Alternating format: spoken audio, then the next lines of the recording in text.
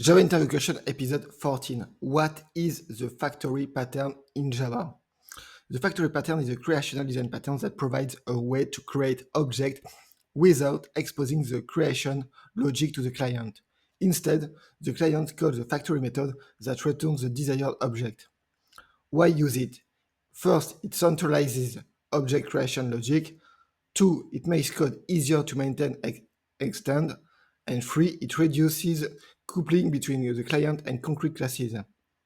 Example, class ShapeFactory with the method public shape getShape with parameter string type, and inside the method you have return switch taking type, and you have case circle return new circle, case square return new square, and as default return null. And then as usage, you have shape equal new ShapeFactory.getShape and the name of the shape you want. For example, here it is circle. If I put getShape circle, it will return the circle shape. And as conclusion, it is great when you have multiple related classes and want a clean way to decide which one to instantiate. Thank you and see you in the next video. Bye.